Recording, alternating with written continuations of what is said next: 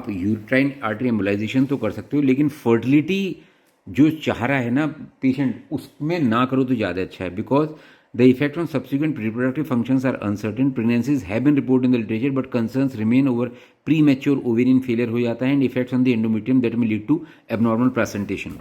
The procedure is equivalent to myomectomy for alleviation of fibroid related heavy menstrual bleed. मतलब जितना help myomectomy करेगी उतना ही help ये करता है यूट्राइन आर्टरी एम्बोलाइजेशन. लेकिन इसके बाद प्रेगनेंसी में थोड़ी प्रॉब्लम हो सकती है. However 1/3 of women subsequently require further medical radiology और surgical intervention within 5 years.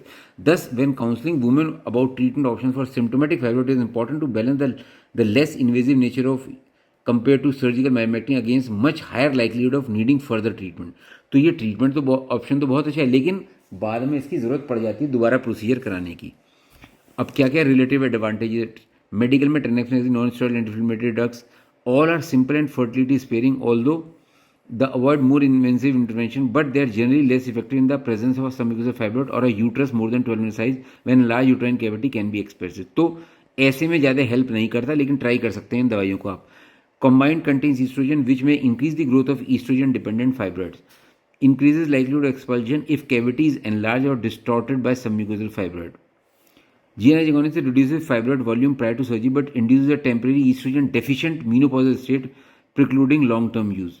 Ulipristal oral medication and as with GnRH agonist reduces uterine volume prior to surgery but more data about safety and long term use are needed.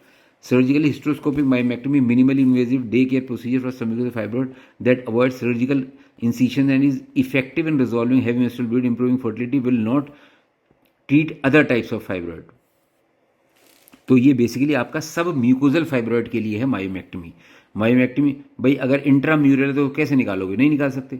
Myomectomy fertility sparing and well will treat and bulk symptoms, usually requires a laparotomy but a less invasive laparoscopic resection is possible with smaller and fewer fibroids. Associated with intraoperative bleeding from vascular fibroids are 1% risk of unplanned hysterectomy and post op inter abdominal adhesion. मतलब इतनी bleeding हो सकती है कि आपको uterus ही निकालना पड़ेगा. Hysterectomy indicated for women no future fertility desire may be achieved vaginally, laparoscopically और via open surgery depending on the size of the uterus. Definitive guaranteed amenorrhoea but as invasive as myomectomy. Uterine artery embolization ये मैंने बता दिया आपको. Invasive words general anaesthesia and surgery although fertility sparing, these are concerned over effect on subsequent reproductive function. Equivalent patent satisfaction compared with myectomy, but the need for further treatment much higher.